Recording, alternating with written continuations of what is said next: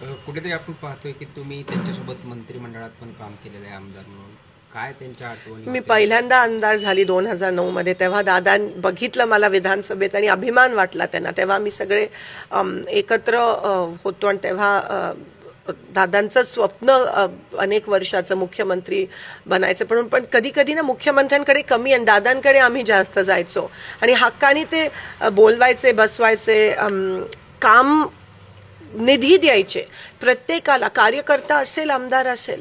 आणि दादांची काम करण्याची पद्धत मला माहिती आहे. बोरामणी एअरपोर्टसाठी जेव्हा मी त्यांच्याकडे सकाळीची वेळ दिलेली, आज फोन केला तर म्हणायचे उद्या ये तू, आपण करूयात. आणि मी उद्या सकाळी दुसऱ्या दिवशी पोचायची, डायरेक्ट बोरामणी एअरपोर्टसाठी फोन करून हे 20 कोटी बोरामणी एअरपोर्टसाठी दे, सँक्शन करायचे आणि दुसऱ्या दिवशी त्याचं GR निघायचं. हे विकास कामाबद्दल त्यांना एक जी जाणीव होती ना, आणि कधी स्वार्थ आणि एक घाव दोन तुकडे, जे काही ते तोंडावर बोलायचे, दिलखुलासपणे बोलायचे.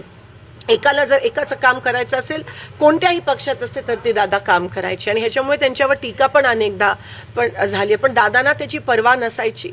आज पण ते ज्या पद्धतीत आपल्या लोकांसाठी, त्यांच्या लोकांसाठी वन फिरायचे प्रचारासाठी, कोणी बोलवलं तर लगेच जायचे, फोन उचलायचे. हे तुम्हाला दिसणार नाही अनेक लोकांमध्ये महाराष्ट्रात. आणि म्हणून आज एक खूप मोठी पोकळी निर्माण झाली आहे, कारण का दादा गेले, विश्वास होत नाही आहे. आता पण त्यांच्या मिसेस, आज पार्लमेंटचा पहिला दिवस आहे, आज प्रेसिडेन्शियल ॲड्रेस आहे, पण आम्ही काही जण जाऊ शकलो नाही जिल्हा परिषद इलेक्शनमुळे. तिथून त्या निघाल्यात आणि पवार साहेब पण मला असं वाटतं तिथून दिल्लीवरून निघाले. सुप्रियाताई आहेत आणि पुण्यात लँड होऊन मग बारामतीला बाय रोड येणार, कारण का बारामती एअरस्पेस बंद आहे.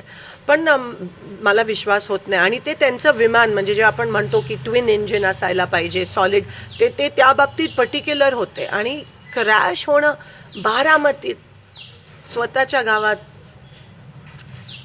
खूप मोठा लॉस महाराष्ट्रासाठी.